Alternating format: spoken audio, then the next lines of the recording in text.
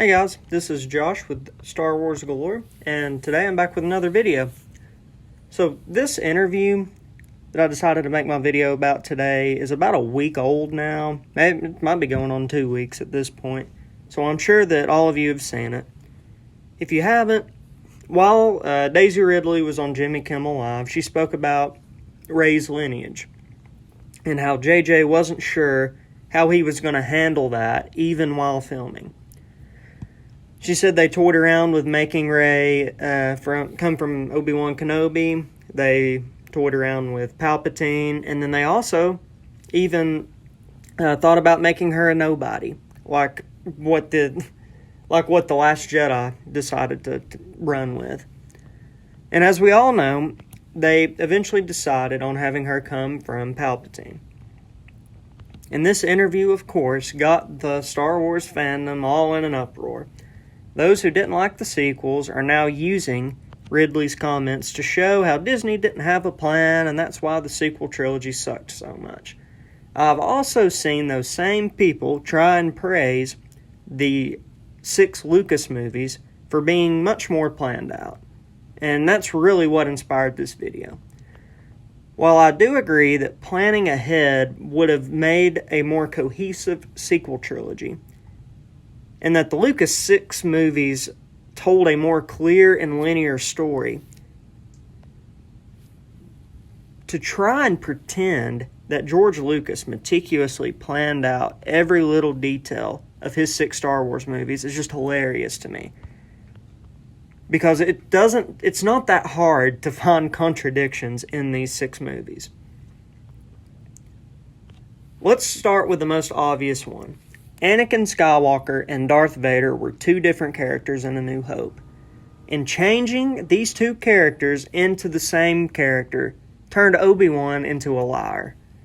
So, in Empire Strikes Back, they were forced to explain that away with Obi-Wan's "what I told you was true from a certain point of view" line.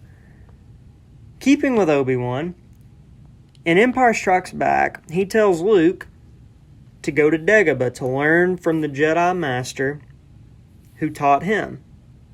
So, Yoda was originally supposed to be Obi-Wan's master.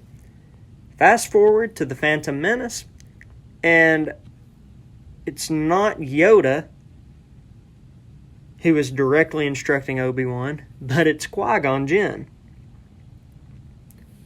Lucas also had no idea what the Clone Wars was in 1977. Obi-Wan and Luke both kind of name drop it there in A New Hope, but Lucas didn't work out the specifics until it came time to write the prequels. There were authors who had to try and tackle describing what the Clone Wars was. I'm not big on a lot of the legend stuff. I won't say it was Timothy Zahn who tried to talk about what the Clone Wars was, and it is nothing like what Lucas ended up doing with the prequel trilogy. The idea of Luke having a sibling was hinted at in Empire Strikes Back, but it wasn't until Return of the Jedi that Leia became Luke's twin. So that makes scenes from the previous movies turn really weird.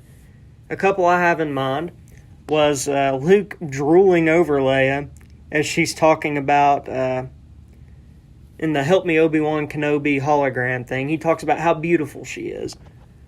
And then, of course, in Empire Strikes Back, there's the big smooch between the 2. So yeah, those scenes turn really weird once they decided to make the change of turning Leia into Luke's sister. Now, speaking of the twins, let's talk about how Leia also says that she remembers her mother in Return of the Jedi. Fast forward to Revenge of the Sith, and it's revealed that her mother actually died right after childbirth. So, now Leia being able to remember her mother makes no sense at all. I guess they just kind of explain it away as the Force. The moral of the story is that none of Star Wars was planned out. The originals, prequels, and sequels were all created without a clear plan from the beginning. Should the sequels have been more planned out? Probably, especially since they decided to switch directors between movies. And you can tell there's kind of a disconnect between some of the movies, and it is what it is. And I'm not trying to say that all Star Wars is bad because it's not planned out.